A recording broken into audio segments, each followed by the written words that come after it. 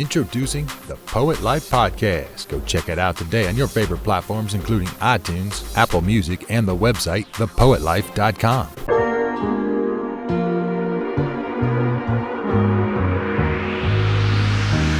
Find the way.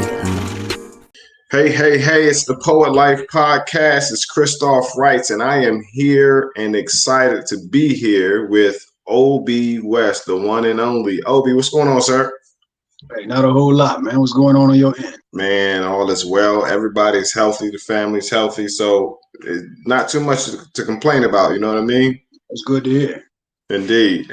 Listen, man, I don't know how long ago it was. It was roughly about, it was like a month ago. You said something profound in one of your Instagram videos. You know, I follow you, love what you post. And you said something about the word audacity. Tell me what that statement or what that video was about. If I can give you the backstory, I was asked to do a show out of state. I live in Las Vegas, in Nevada. So I was asked to do a show out of state, an on-site show. It wasn't virtual. Nowadays we have to specify that. It was an on-site show.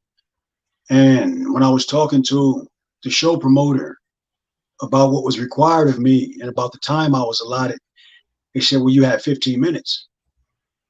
I'm thinking it takes me longer to get through TSA pre-check. Right. So I'm flying. You're bringing me. I asked you to pay for my lodging. I asked you to pay for my flight. I asked you to ensure I have a way back and forth to the venue. And on top of that, you're compensating me for 15 minutes. So two things. One, poetry is absolute liberation for me, right? That's like giving a crackhead half a rock. They're going to feel absolutely teased. So I really can't get my full, level of fulfillment in 15 minutes. It's a thing that when it's something that you do for passion, you want to be able to do it to the utmost. So 15 minutes wasn't enough for me. The second part is the fact that show promoters for poetry are willing to pay that much money. I think maybe with what the person compensated me, all the travel and everything, it might have been, it might have been upwards of $700-800, right? For 15 minutes. So when I asked, I said, why 15 minutes? They said, well, we would love to give you more, but we don't ask more of poets because when we bring poets here for features, most poets aren't prepared to do more than 2 or 3 poems. So what I expressed, I said, well, if you only want 15 minutes, it'd probably be best to invest in a local artist. So you don't have to spend all the money on the logistics, right? But if you have somebody who's out of state, who has the audacity to make themselves available to travel, then they should be able to do more than 15 minutes. What if you bought an R&B artist or a rap star to your venue and they did 2 songs? The audience would be upset. Yeah. Right. So if we want to raise the art form to be able to operate, receive the same level of notoriety, appreciation, monetization as these other genres of art, we have to as well be prepared to perform at the standard they perform at. You go to a concert and that artist giving you at least an hour straight songs.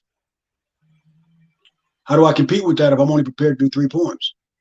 Yeah. So what that video was about, I was saying, I have the audacity to ask you to pay for my travel. I have the audacity to ask you to pay for my lodging. I have the audacity to ask you to compensate me at my rate, not at your rate. And I had the audacity to ask you to give me a merch table and potentially pass around a hat.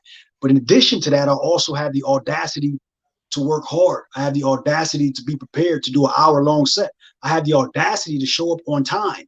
I had the audacity to do a tech check and make sure that my audio is straight so that your people aren't receiving a bad showing. So I have the audacity to do everything I need to do so that I'm a good representation of your company who decided to hire me. So that's what gives me the audacity to make these demands, because I also have the audacity to put the effort into myself to make myself valuable. So when she told me that the reason why she was asking me for less is because that's what she's grown to expect, that tells me that the widespread consensus is that most poets aren't prepared to do that. And now show promoters are having to adjust to what our standard is as poets. If most poets were prepared to do an hour set and you had 2 or 3 that could only do 15, then they would just go to the next poet who's prepared to do an hour. But because every poet is only prepared to do 15 minutes, they have lowered that and made that their standard. And I'm not okay with that. So that's what that was about. And in turn, lowered the standard of the poetry industry. Absolutely. The standard is different, right? And when I was in Oklahoma, there was a guy in Oklahoma who had a show. He would bring in all types of performance artists. He would bring in like B grade. And I say B grade because at his venue, he wasn't going to be able to afford to bring in A grade talent like Drake. But he would bring in B grade R&B artists and rap artists, right? Mm-hmm. And the expectation was for them to give him an hour at minimum. That was the expectation for them. But when he bring in a featured poet, the expectation was for that poet to do at least 15 minutes. Why is the standard different? So now when we look at what's the cliche, you get what you pay for? Yeah. You also get paid for what you do. So when we start looking at why is it that poets are considered starving artists, R&B artists and rappers and their household names, poets are considered starving artists, can we accredit that to what we're able to bring to the table at all? Is any of that our fault? So we have to take ownership of part of that. And then maybe the notoriety will grow and we'll become household names after we raise ourselves to the level to be able to bring forth the same thing that these other genres are able to bring forth. Now, if you're doing poetry because just purely for liberation, it's not a living for you, right, I got it. But if you call this your living and you really want to live off of it comfortably and you're wondering, well, rappers ain't really saying nothing, I'm saying a whole lot. Mm. Why? But you only saying it for 15 minutes. They can say it for a whole hour. You know what I mean? So that's what that was about, man. And I didn't want to put it out there and say, you need to, you know what I mean? You got people. So I use myself. Yeah, I use myself. I have the audacity to ask you for that and not bite my tongue when I ask you for it because I know what I do.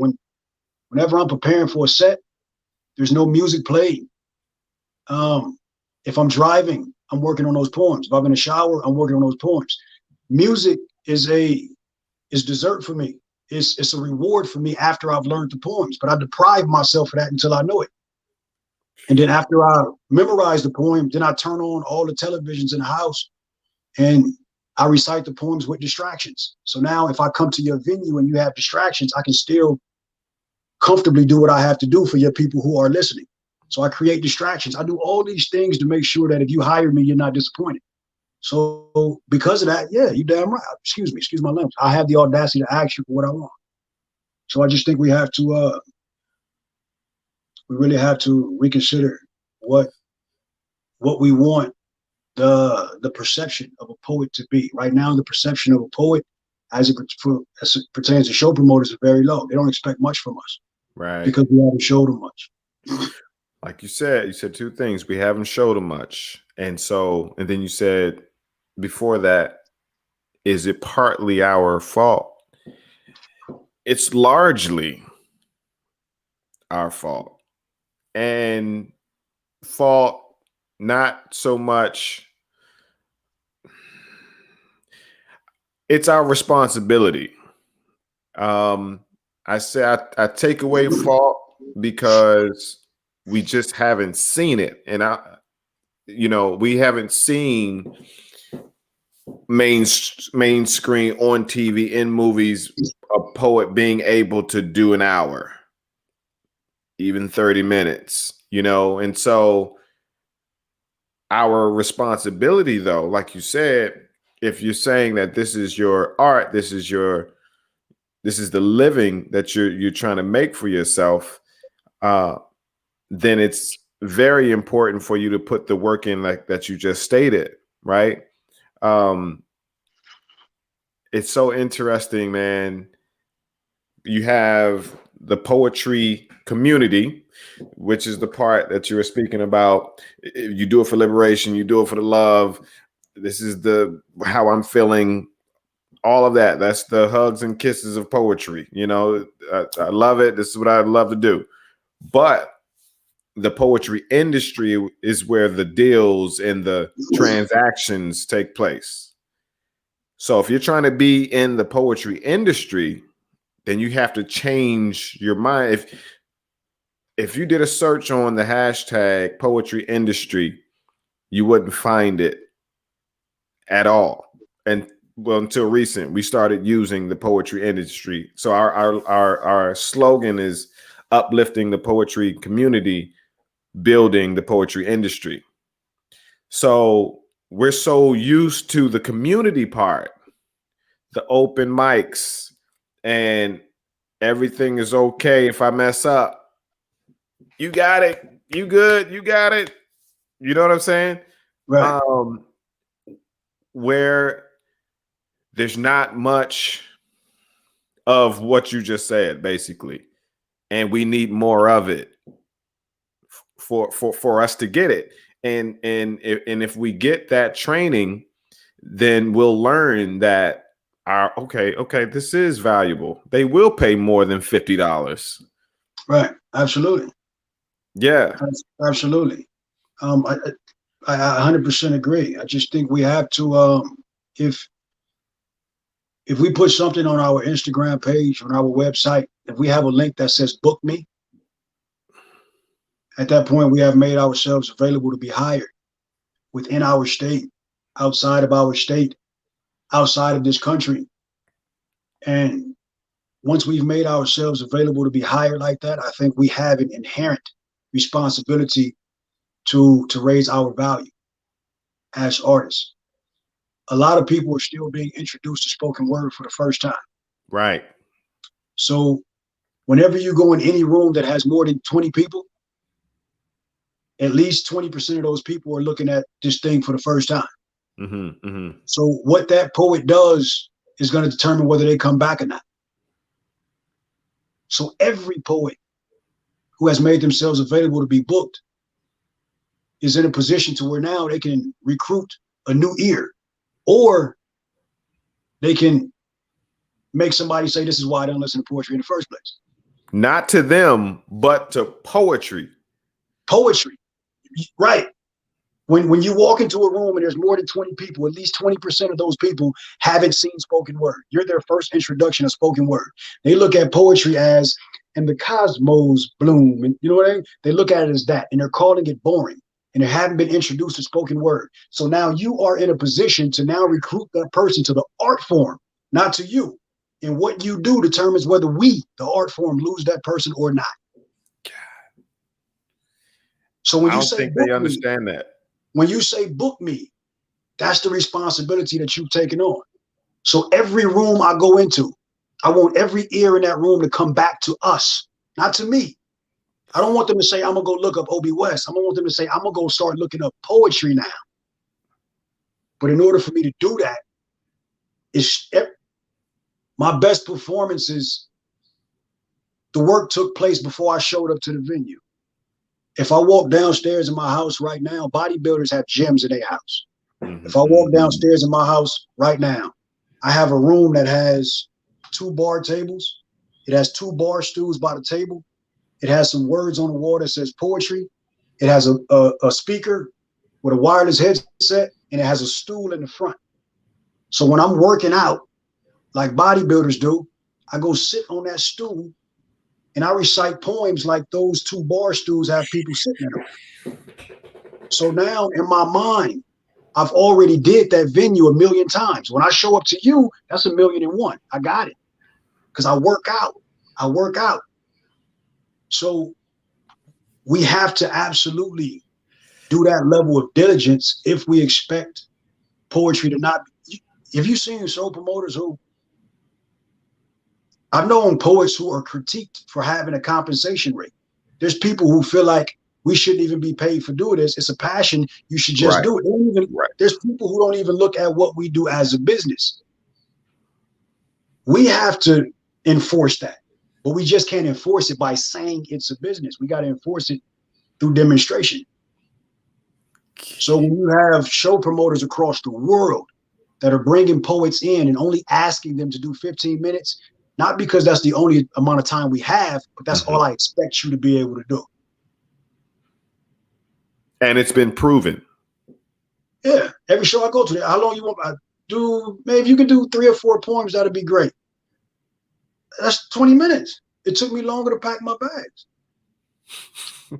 I looked up, I was watching Talam Acey on YouTube. I think he was out of college. And I think the YouTube video was an hour and 4 minutes, something like that. He did poems for an hour and 4 minutes without talking between the poems. And these poems are only like 2.5 minutes long.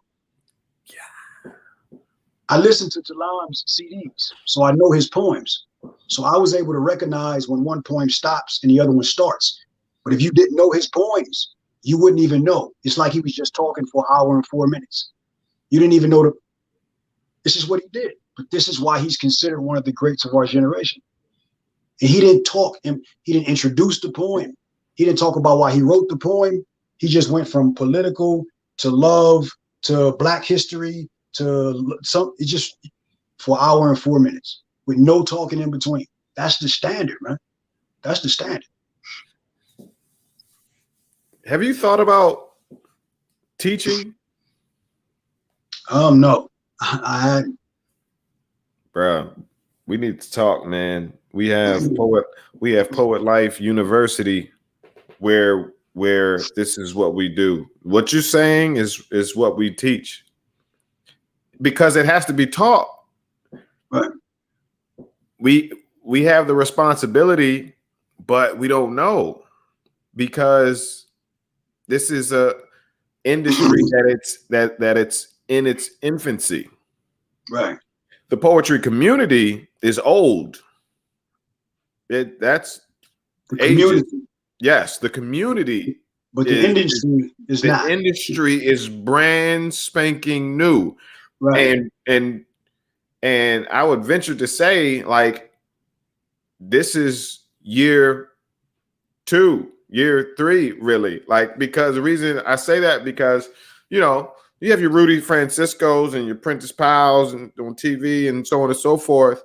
But until it's a number of people doing it, not just 1, 2, 3, it is that's pregnancy right there. That's not even birthed yet. Right. You know what I mean? Absolutely. So yeah, no. So with Brandon Leak winning heavy, that's heavy right there. Winning, well, first of all, just getting on the show, but then getting the golden buzzer, and then winning the whole entire show based off spoken word. You know, so that's introduction to spoken word on a major scale, right? And so that's why I say, you know, that's that. And a couple years before, a year before is Prentice Powell with Verses and Flow, you know, TV, right? So Arsenio Hall show. Arsenio Hall, right? And so still a baby. The industry is an absolute baby, and because all poets know is the community, they don't have business cards, they don't have a website, they don't have the wherewithal to have an hour's worth, because they're used to a feature which is 15 minutes at an open mic. That's why. Right. So and that's why we bring guests on like yourself that have the wherewithal, the know-how, the knowledge to speak the way you speak, so they can see it. This is not, I'm not interviewing you, like, right? This is you imparting on the folks that don't know, the poets that don't know. And now with them watching it, man, I need to get on it. This is what this is. Shoot, I'm late. I need to get on it. You know what I mean?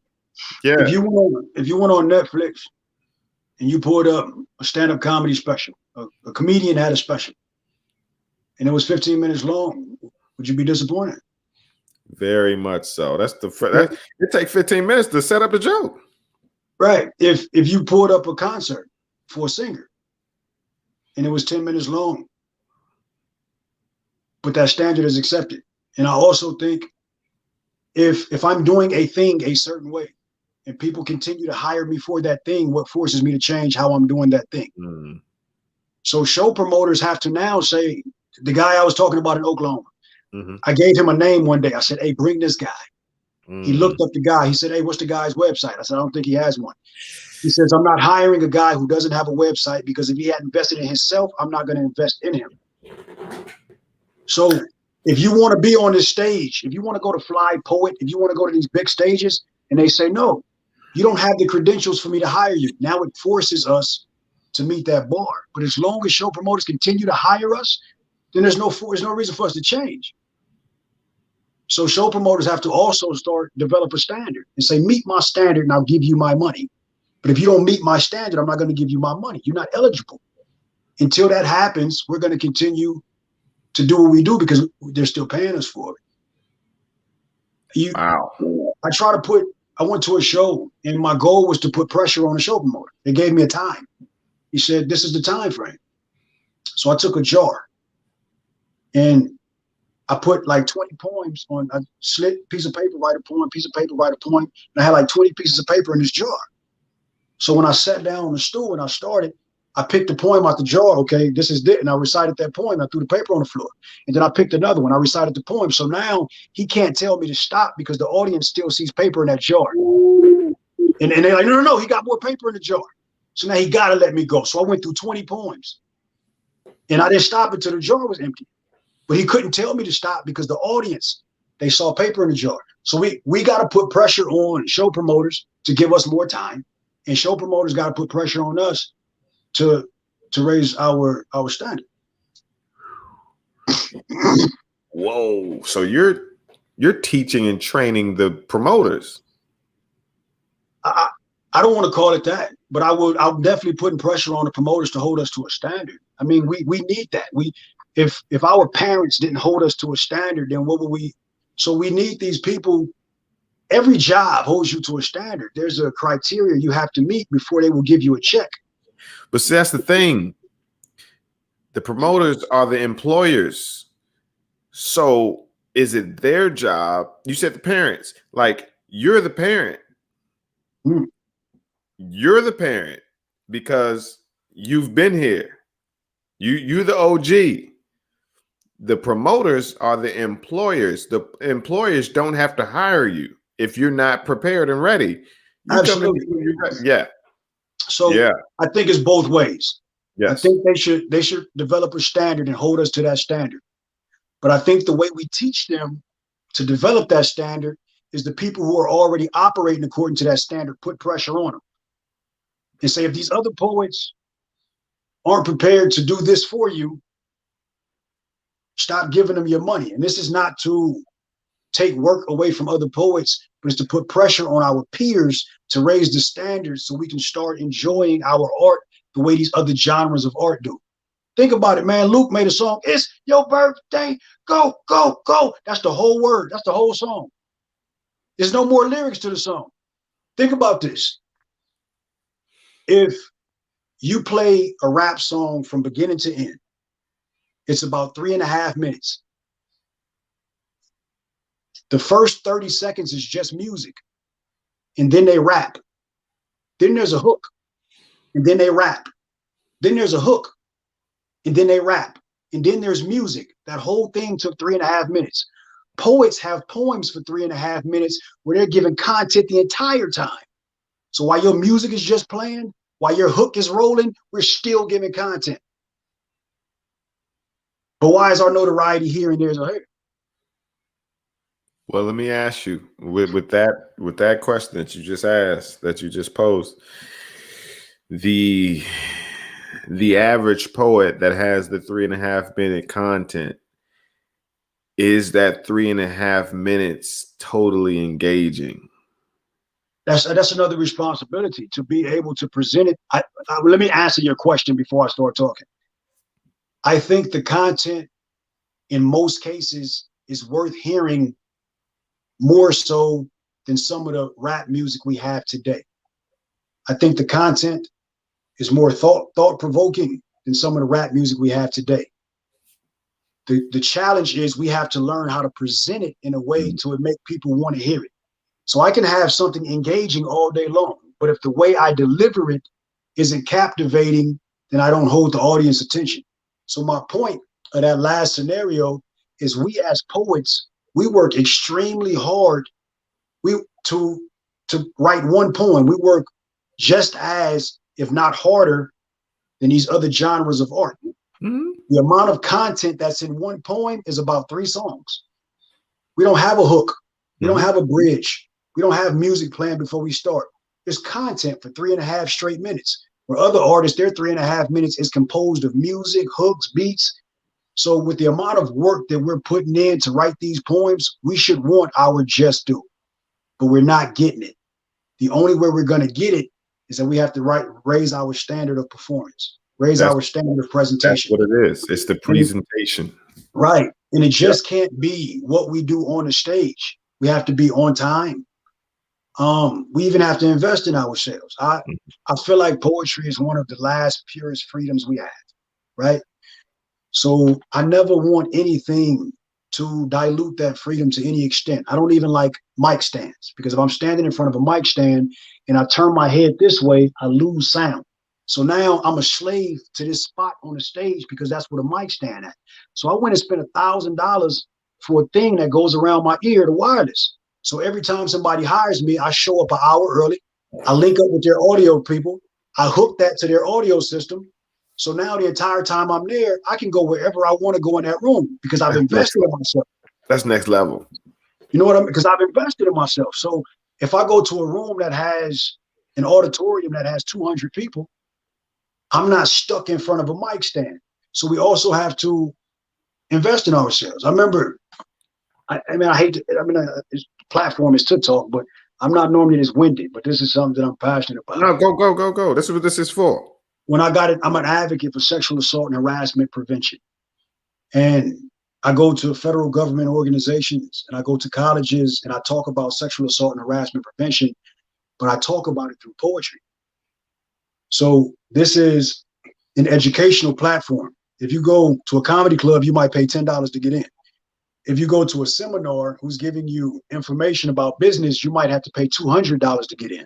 So people are paying more for education than they are for entertainment.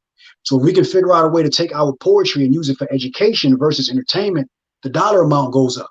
But whenever you're hired for education, they want you for an hour or more.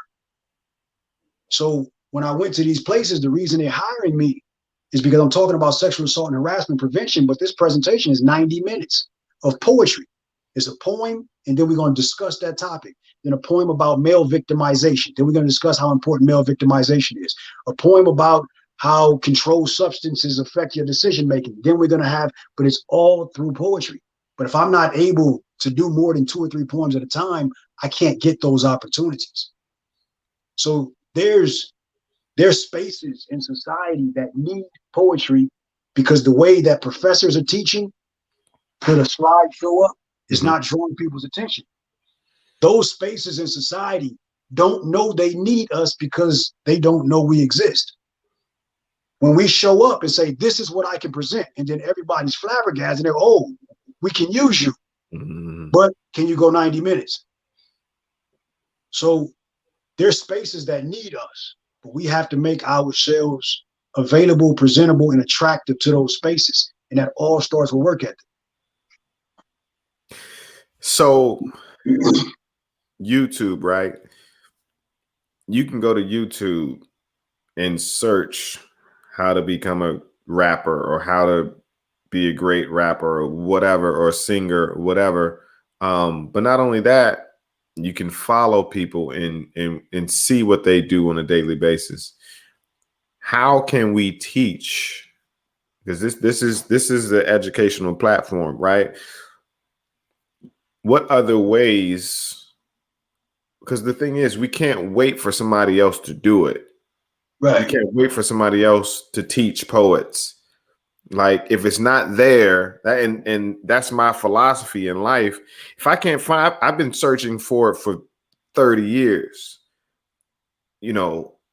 everywhere. Just Google everything, and I said, I can't find it, so I'm gonna create it. And that's what Poet Life is, and that's what the podcast is.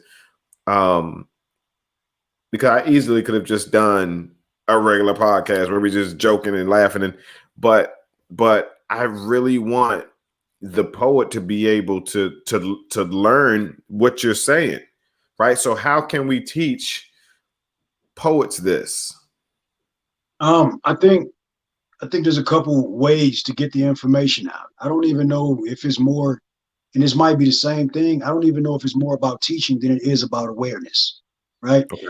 I think perspective is everything. Like, you can have a bunch of knowledge, but if you only have one perspective on how to use that knowledge, you're not as effective of a person who has 10, 15 different perspectives on how to. So poets have the knowledge. They know how to write a poem. They know how to memorize a poem. They know how to stand in front of a crowd, but they might not have the perspective that says you're being hired for entertainment. Mm-hmm. That's only going to pay so much. Mm-hmm. And when a recession hits, what's the first thing people stop paying for? Entertainment. Mm-hmm. So there's other spaces where you can operate that's an essential. Corporate America has a mandatory requirement to teach their employees about sexual harassment. Mm-hmm. And they take so that when somebody says something, it's not a lawsuit on the company because I can say I taught them. A lot of poets are writing about sexual trauma. So how do you take that out of the entertainment capacity and go take it to corporate America and teach people what trauma looks like? That's perspective.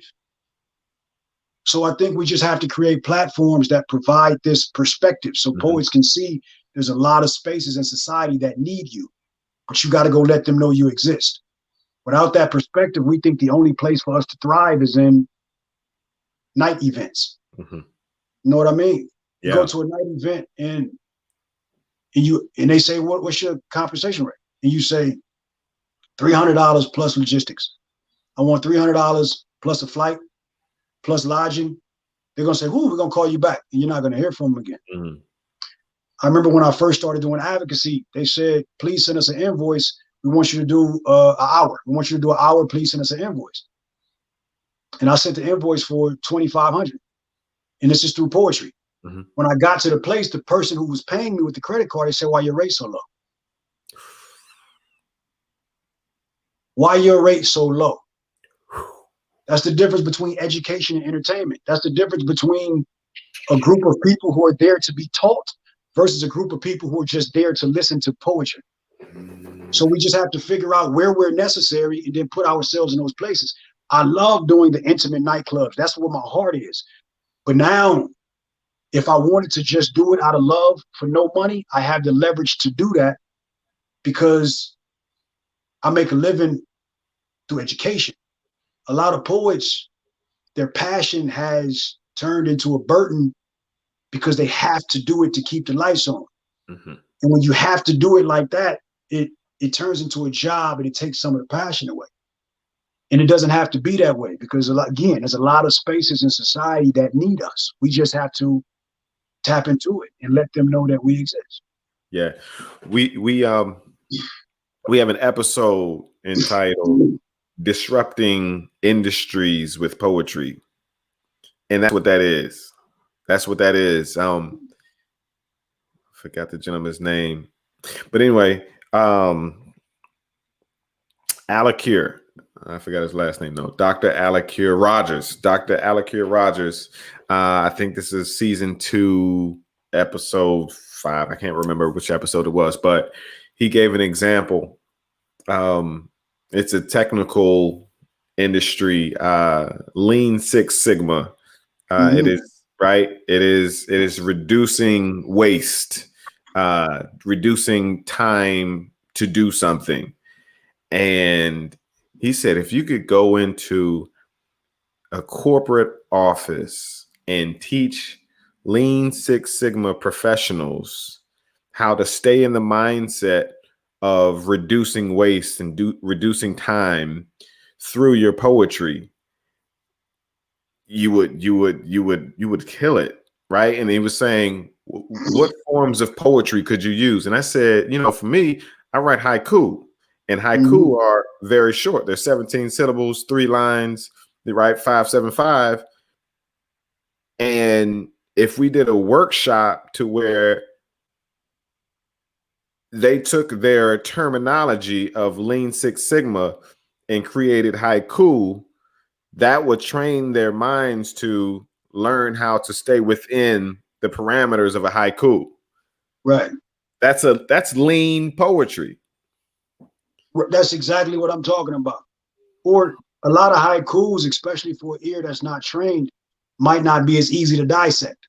So if you can write a haiku about time management, and then you spend 20 minutes breaking down the importance of time management, and then you write a haiku about being efficient with government funding, and then you spend 20 minutes talking about the importance of, now you've incorporated poetry into the teaching. This is the same thing poets do on stage. They do a poem, then they talk about that poem. And they do another poem, and then they talk about the exact same thing. But now it's for education. Another thing with education,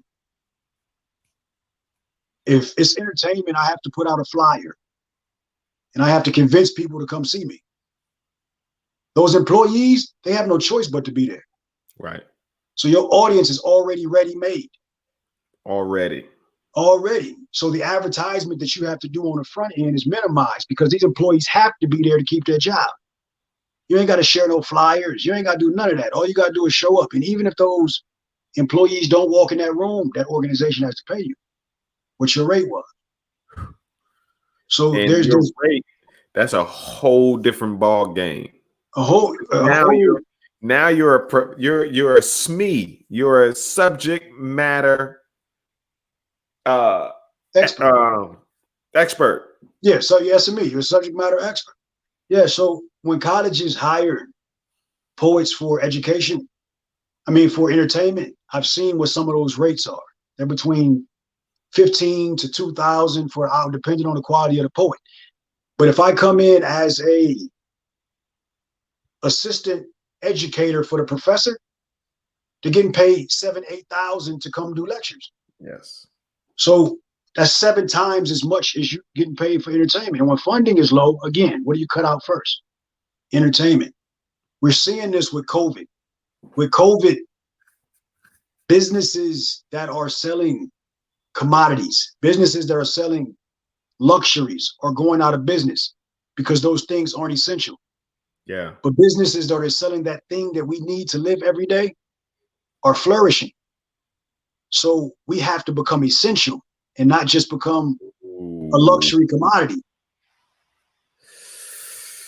As long as we're just a luxury commodity, people stop paying for us when times get hard. But I don't care how much money you don't got. You're going to pay your cell phone bill. That's an essential. We got to become that cell phone bill. You know what I mean? Yeah. So the 3 E's, the 3 pillars are 3 E's for the poet life. It is education, it is engagement, and then there's entertainment. The education part is what you're speaking about. Right. The engagement is the content creation, right? Partnering with companies to create content creation, as far as, Instagram commercials, what the celebrities do in the social media influencers. But all we know is the entertainment part. That's all we know. And just to emphasize to poets how valuable they are. And I'm talking about poets, how valuable they are. And government organizations, they have these measures they have put in place to make sure that the government isn't hiring the same contractor over and over, right?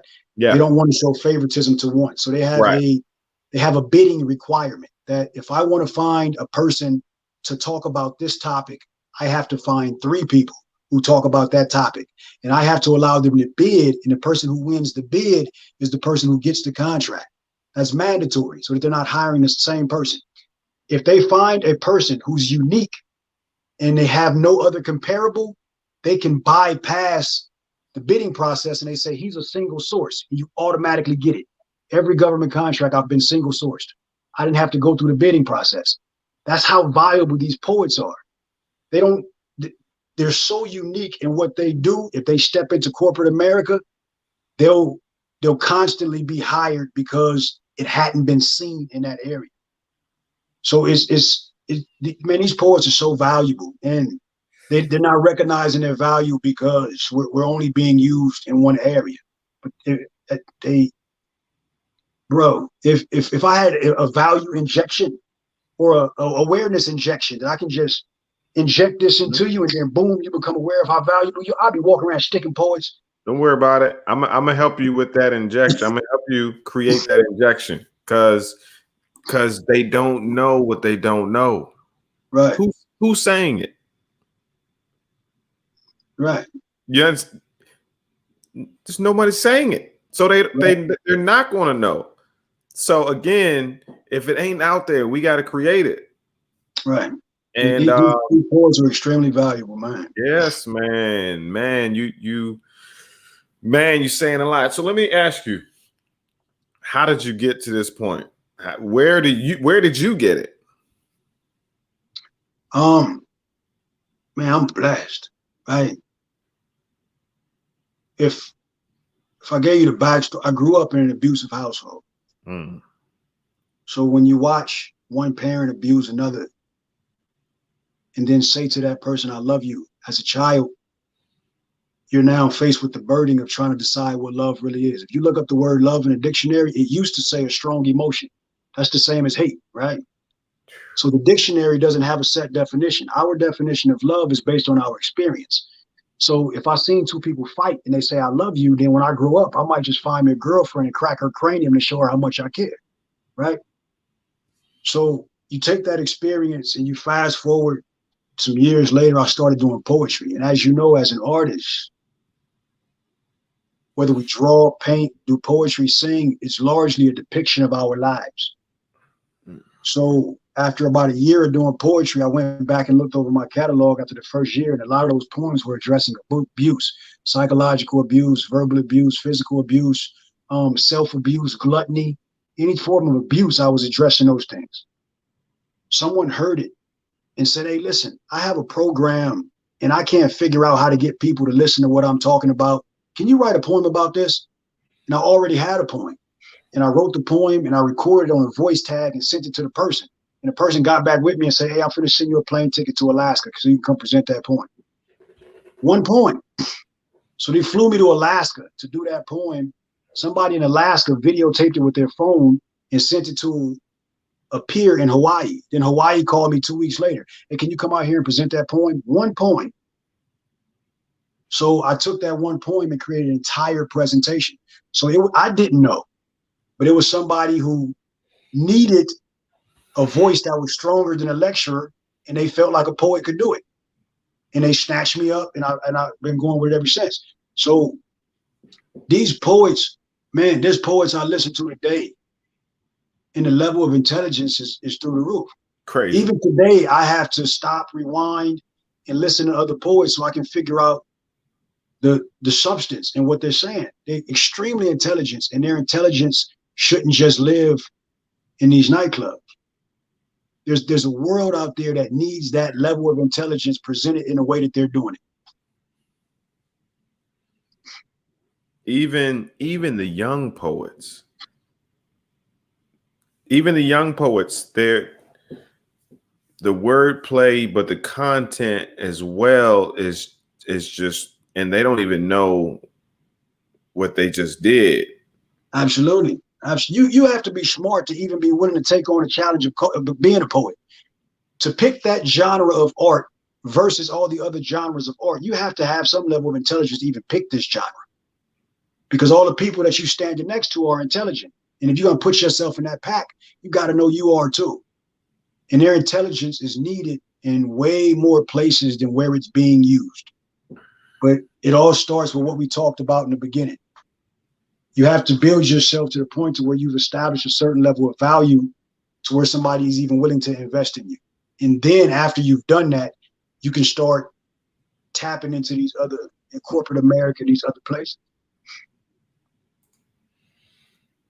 So you're full time? Yeah, that's all I do. Since what year? Early last year. Awesome. What was your trade, or what were you doing before? I was in the military. Oh yeah. Yeah, I was Army, in the military. Air Force, what? I was in the Army. Gotcha. Okay.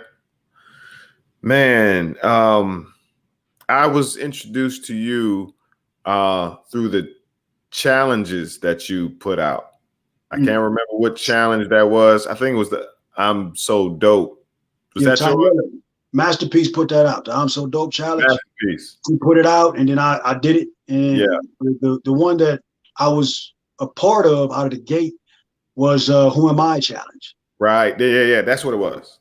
And that was pretty much, that was Prentice. That was Prentice Pile. I wrote a poem for content. I said, I haven't posted a poem in a while. I want to remain consistent. Let me write a poem right quick. So I wrote down a little 60-second poem. I memorized it and I did it. And Prentice saw it and he was like, hey, we need that for a challenge. He said, can I push it? I said, yeah, push it. He put it on his story and then everybody started. So I wrote the poem to just present a poem. Prentice made it a challenge. And it took off from there. How long did it take you to memorize that 60-second poem? About 60 seconds.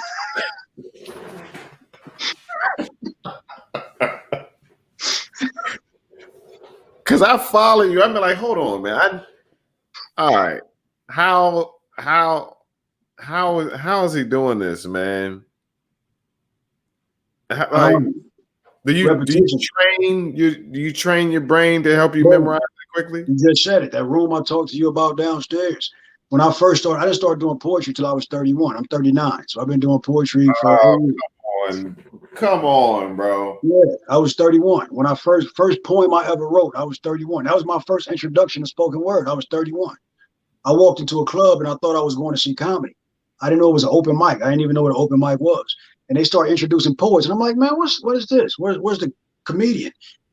And these poets, they got on the stage, and instantly when I saw them, I was like, oh wow, this is what I want to do. So I asked the guy, I said, hey, how can I do that? He said, come back next month and sign your name on this list and we'll call you up. So I went home and I wrote what I considered 2 poems within 30 days. It wasn't right then.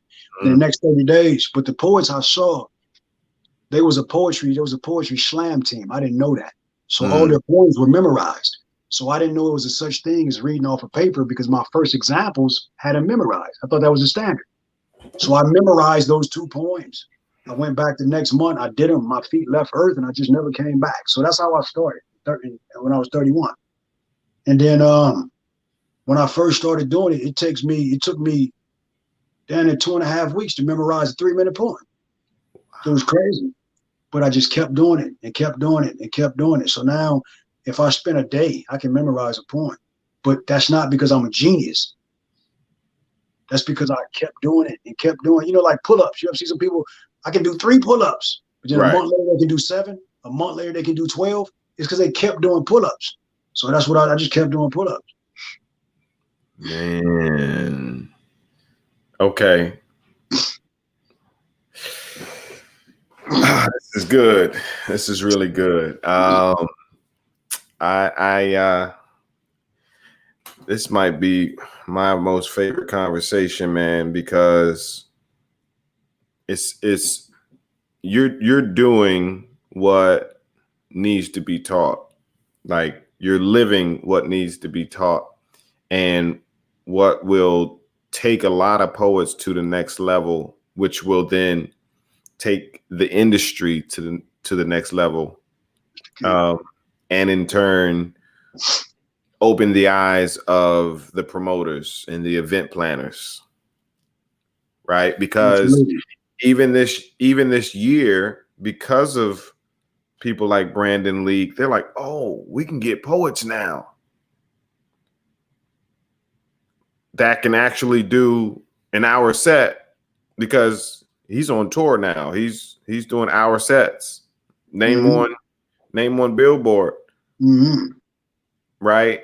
And that's not just because he won, because he could have won and just had those few poems that he did on the show. That doesn't say he can do a whole hour. Yeah, but he was valuable before that show. They just didn't know.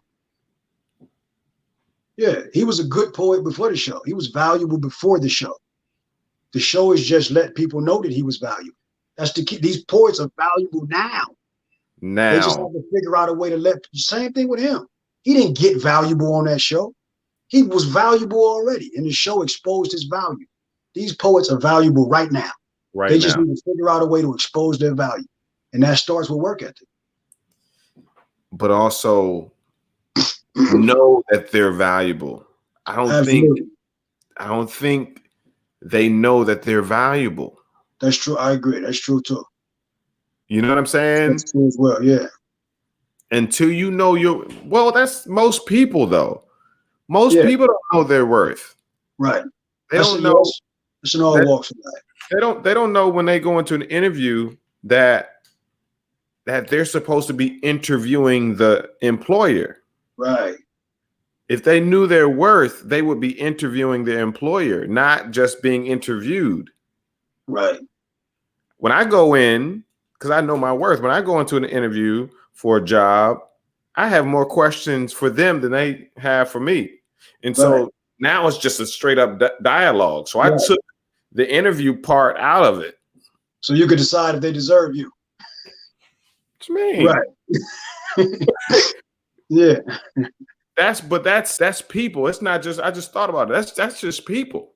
Yeah. That's true. Average person doesn't know their worth, their value. That's true. You know, and for it to be your love, your art, man, you figure out, oh, I can go here with it. I can go to the government and get government contracts. Colleges. For education. Not just not just the college circuit. Thank you. Yes. Yeah. I've never been part of the college circuit, but I've been to plenty of colleges. But every college that asked me to come there, they wanted me to come for educational purposes. So there's space. There's absolutely space. And these poets are super intelligent. They just have to know that the only place that they can exist in more places than the nightlife. I'll be sleeping. Do you recognize that you teach through your Instagram? I never looked at it that way. I always try to. I'm a person of perspective, right? I'm not a person who has an extensive educational background. Yeah, I graduated from high school. I got an associate's degree in general studies. What that mean? That mean I know how to do pluses and takeaways. You know what I mean? Yeah. But I'm heavy on perspective. So I just always try to share a perspective that might not be common, with the hopes that it will help somebody. But I've never looked at it as I was teaching anyone. See, I think that's more valuable than intellect. I think perspective is more valuable than intellect. I agree. You can be all book savvy, book heavy if you like, but if your perspective is skewed or small, right, what's all that knowledge for? Yeah, it's for credentials. That's it. Period. It does nothing more than hang on your wall. Yeah, perspective. It's a piece of paper. I think perspective is what empowers intellect, right? The intellect that has no gas in it if you don't have perspective. So you can build this amazing race car, but if you take it to the track and don't put no gas in it, it's not going to run. I think that's what intellect is. It's an amazing race car with no gas in it. Yeah. And the perspective is the fuel. Once you put the fuel in that intellect, you off to the races. Yeah, because base word being perceive is the way you perceive things. Absolutely. So if you perceive poetry as just being entertainment for an open mic, that's all you're gonna do. That's it. Yeah. But if you get a wider perspective on things, like seeing this episode and saying, oh my God, I know where I'm going now. I know what I need. Listen, I need to go to Squarespace or Wix.com and because what you said earlier, about the what was the person, the promoter. Mhm. They don't want to do business with individuals. They want to do business with entities and companies. Right. Right. So you need to become, or you need to know that you're more than just an individual. Right. Right. Right. Because your art is your product. Absolutely. If you have a product, then you're supposed to be a company. Absolutely. They want to write a Absolutely. check to an LLC. Mhm. So it looks good on their books that they're not Right. writing it to a person. Right. All right. So was this person a contractor? What? No, he was an artist. Right. So and there and but not only that, if you're an entity, if you're a brand, then you possibly and should have a following, which Right. will help the event and draw more people Absolutely. than just being an individual. Right. And that following part is extremely important. I was listening to T.I. T.I. was talking about how the days of an aspiring artist handing an established artist a demo, he said that day is dead. He Mm-hmm. said, I'm not taking your demo. He said, first thing I'm gonna ask you is how many followers do you have? He said, nowadays, with the days of social media, if you haven't established so many following, then it shows you ain't put the work into yourself. So I'm definitely not going to put no effort into you. That's what it So is. with a lot of agencies, entertainment agencies, if I'm a great actor and there's a substandard actor or a good actor, great and good, Mm-hmm. the good actor has 100,000 followers. The great actor has 1,000 followers. That agency is going to pick up that good actor because they have to put less money into them. We don't need as many marketing dollars because if they put something on their page, they're already going to reach this many people. But we need a ton of marketing dollars for this person who only has 1,000. So now it comes to the point that your work ethic supersedes your level of talent. Because you can have all the talent in the world, but if you haven't developed a following, nobody wants to mess with Yep. you. Yeah. Yeah. Because it's deeper than the art. Right. That's why it's also deeper than just the content, the presentation. Absolutely. That's That's why the important. lecturer is boring. Right. Not because he's dumb, Not because he doesn't have the information or the knowledge. the way he's presenting it. Right. Now, there's an audience for that. There are people that love to listen to lecturers. Right. So, It's just like TED Talk. I think TED Talk, right. I guarantee you, TED Talk, there's an audience for that. Yep. But their ratings aren't as high as these movies because the entertainment level is different. So if you can teach and entertain at the same time, you got them. But if you're only teaching and the teaching isn't captivating, then I probably didn't learn it because I fell asleep halfway through it. So Yeah. it has to be a comprehensive effort. You have to work on all aspects of that. It has to be, the business has to be there. Everything about you should look like a business if you're calling yourself a business. Yep. Um, Yep. the way you present the information, the way you present the self, the way you handle a phone call, all those things. It has to be in place. But once we do that, then we earn the audacity to ask for what we want. Yeah. Yeah. I always wonder why. Because why spoken word artists who want to be in the industry don't have podcasts, but go live all the time and just talk. I wish they would. I wish they would because people sit there and watch. Mm-hmm. And what starting a podcast does, it creates a platform and it legitimizes what you're saying. Right. But also allows it to be a product. I can take these videos as examples of the information that I would present. Right. See what I'm saying? Part of your resume. Go to the government or the university. So yeah, most definitely. Obi West, it's not a problem for me to contact him. I bring you. I'm the go-between. Right. You see what I'm saying? I'm paying you the rate that you charge, but then me as the go-between, as the agency now, I'm an agency now. Right. You can upcharge the person who's hiring. Yeah. I think another benefit, well, I know another benefit you have with having a podcast is, like you said, this could be part of your resume. I've never seen anyone add an IG live to their resume, right? That's what I'm saying.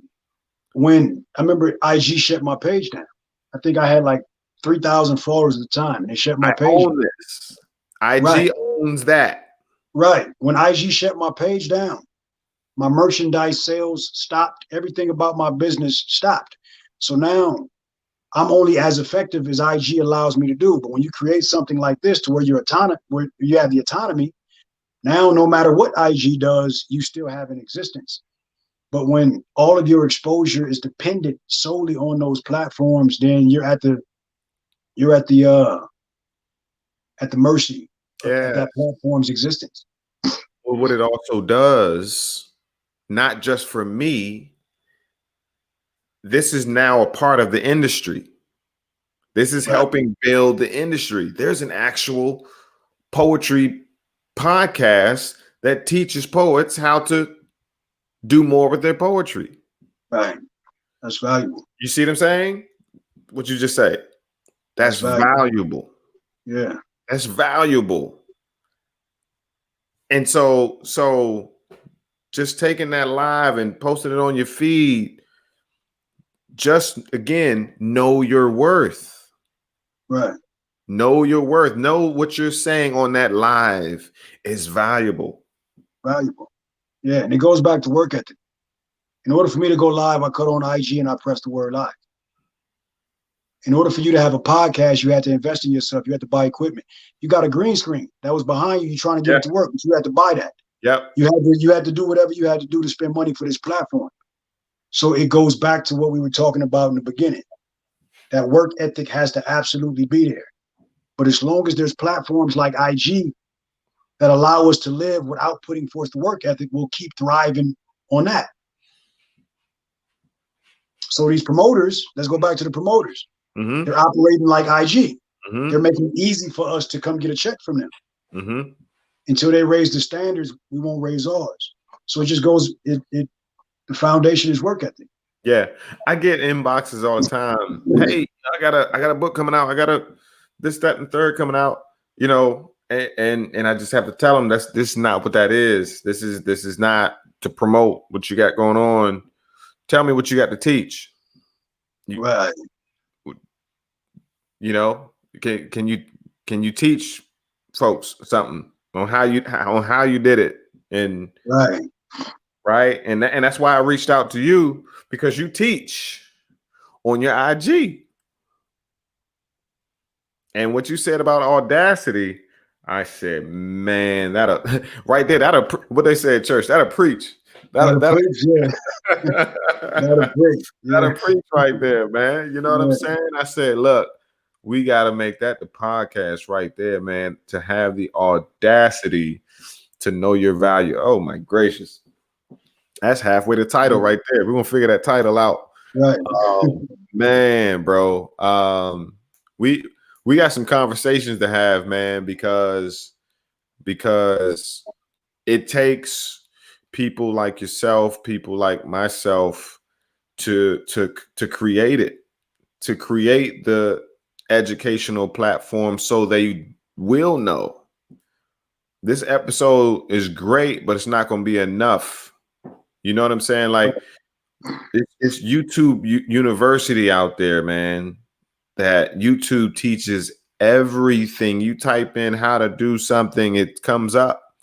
So it needs to be instances and channels where we type in how to do poetry for a living. That needs to pop up. You see what I'm saying? They got everything else. They got pages out there that tells you how to become a serial Airbnb host. What? They got pages that teach you how. Yeah, they got pages that teach you how every hustle that they have out there. They have everything. They have people that teach you how to advance in that hustle. That's how you know poetry is in its infancy. The poetry industry is in its infancy. Right. I'm sure you'll find a video for how to recite a poem, how to You'll find that. You'll find that. That's the community. It's like we're a huge nonprofit. That you said it. You said it. A huge worldwide nonprofit. Right. Where they donate $50 to you. Right. Right. An involuntary nonprofit.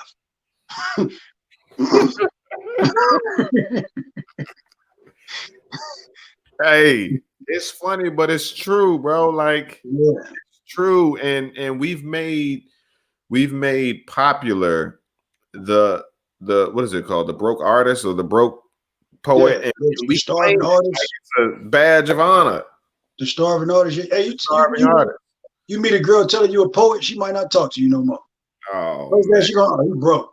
Now she'll ask you to write her a poem. That's it, right? That's about it. But she ain't gonna ask you for no financial advice because her first assumption gonna be you broke. Now, right, you gonna have to have a job and write me a poem, but that's right. That's about it.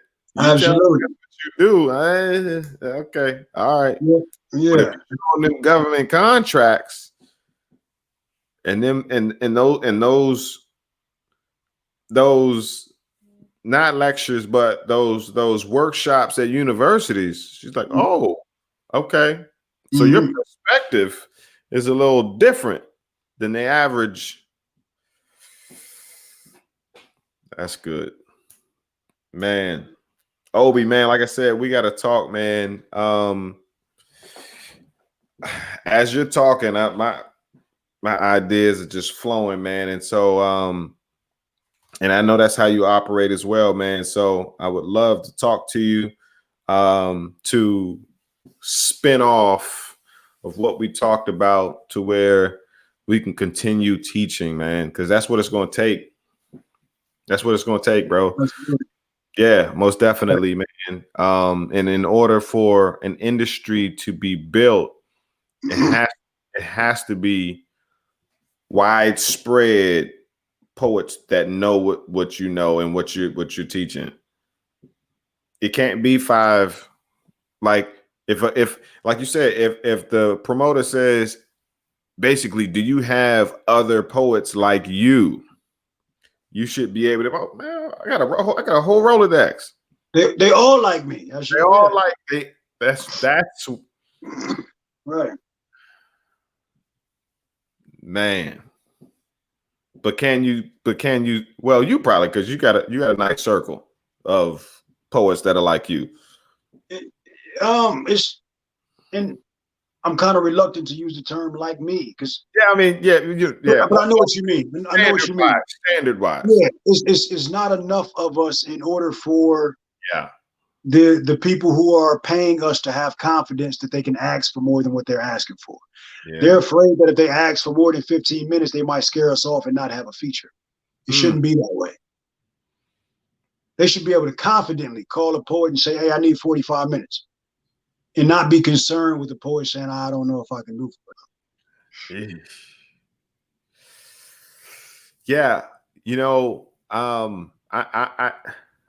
We are an agency right now, and the hard truth is not just time wise, but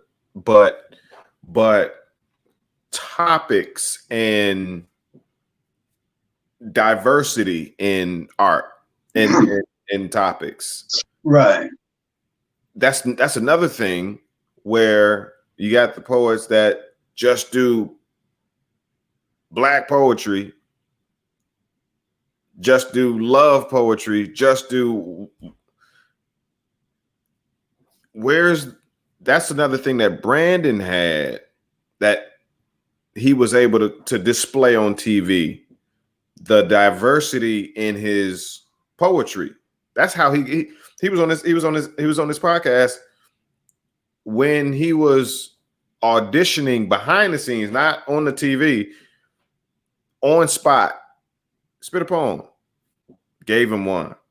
You got another poem? He's like, yeah, I got another poem, but do you have another poem about something else? Nothing. I mean, it was nothing for him to spit out another poem that was diverse about another topic, another subject. You know what I'm saying? That's another thing.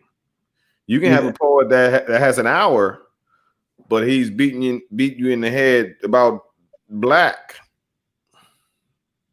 I'll tell you where I think that comes from. If there's a person who is sincerely invested in a certain topic, more power to them. But I'll tell you where I think that's rooted from. I think that comes from the slam community.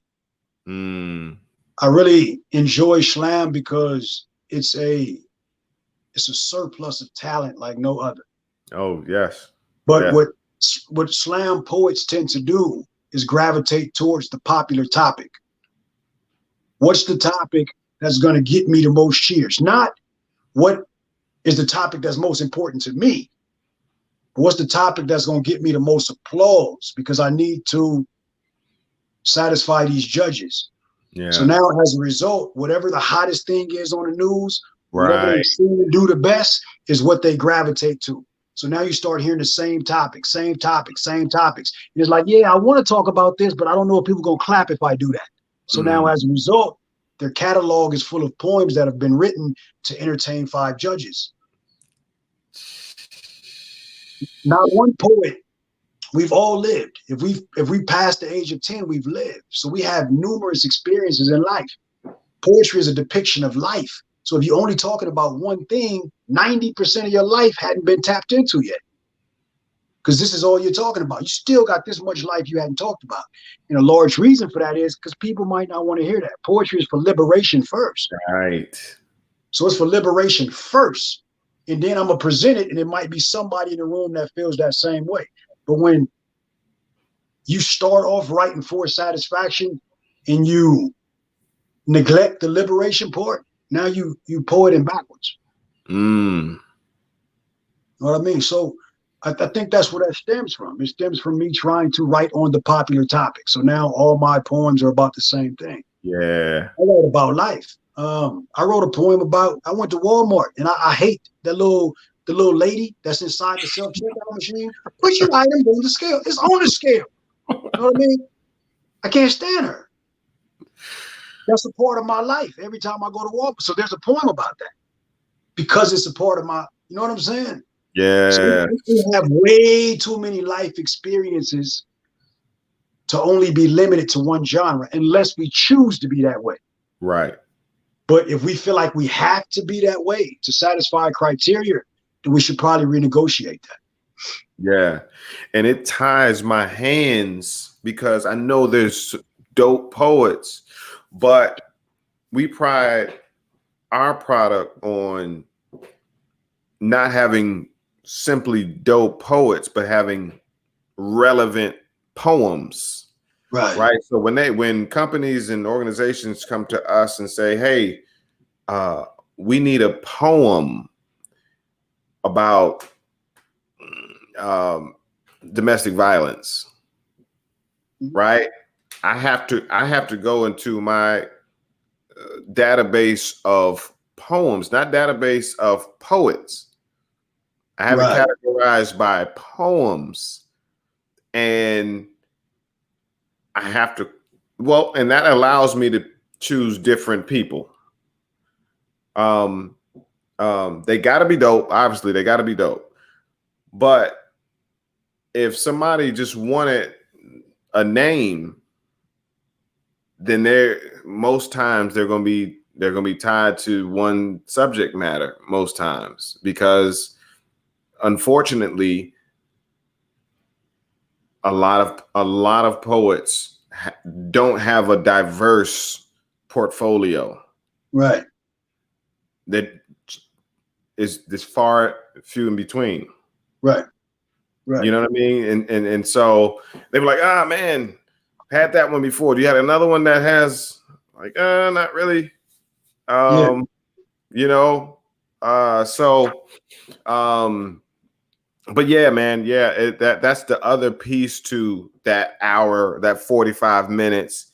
Yeah, you got an hour, but is it monotone? Yeah, I get it. Yeah. You know what I'm saying? So it's different aspects of that hour, that 45 minutes, you know? Right. Yeah. Yeah.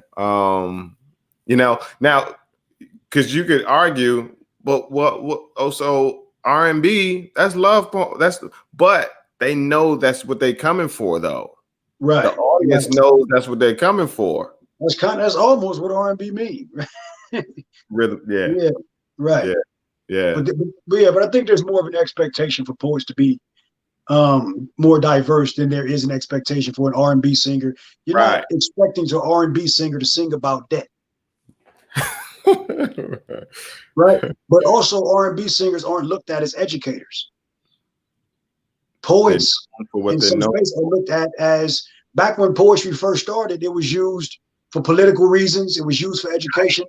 So we're looked at as that. The messengers, the narrators of movements. Right. R&B singers are not. So their expectation isn't as high for them. Yeah. Yeah. Yeah. Yeah. Yeah, man. Like you said, that says it too. That's the back end of saying it, that we're so valuable. We're so valuable. You know, and we have to teach ourselves, but we also have to teach the people, the listeners, right? That, dude, we're valuable, bro. Like, we can be in an office teaching you, you know, about technology with poetry, how you express yourself or change your behavior, build your confidence, your self-esteem. Absolutely. Dude, listen, folks, it's the Poet Life Podcast. We have Obi West here. It's so funny, 8 years, but you're like an old soul, like an OG, and like you've been doing it for 30 years. That's new to me. Do most of your folks know that you're just 8 years old? Nah. The people, the people who raised me in this, they know. But for the most part, nah, nobody know that. Wow, man. Yeah, you blew my mind on that one, bro. Like, seriously. I'm 38. You 39. Yeah. You know, I've been writing poetry since first grade. Yeah, I didn't know what it was, man. Where you from? I'm from LA. Okay.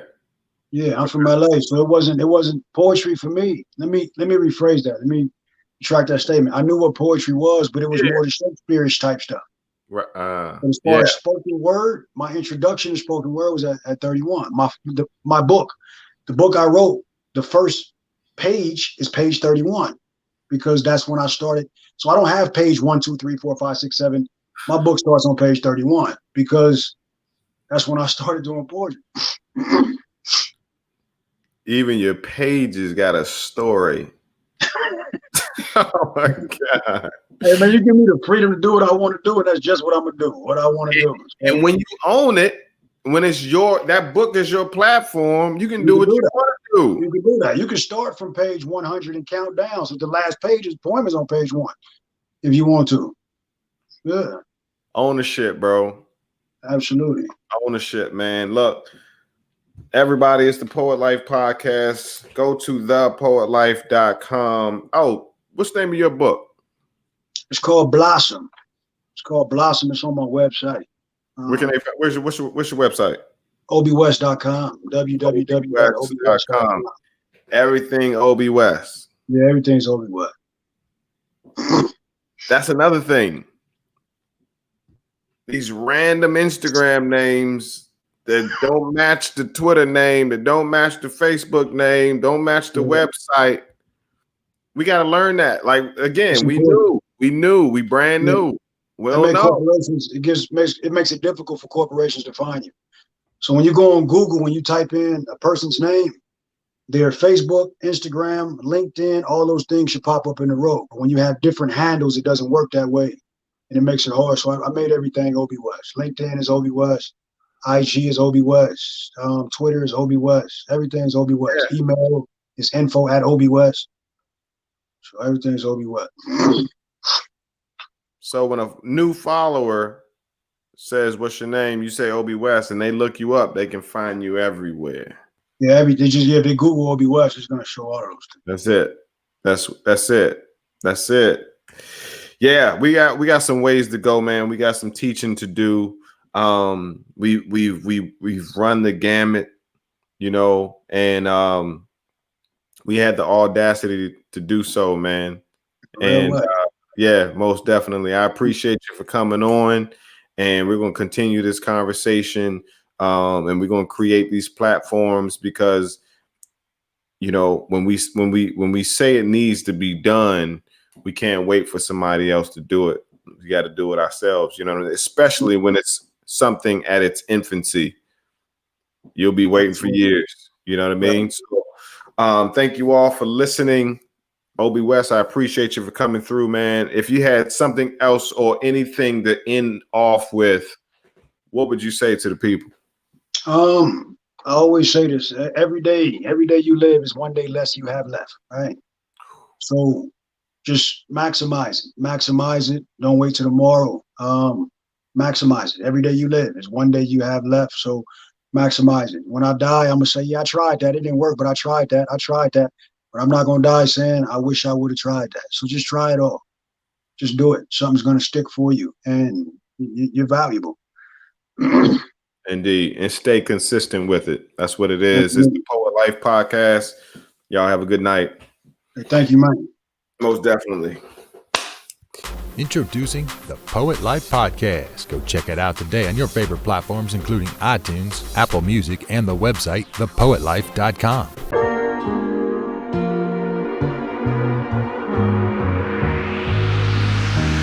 Find a way.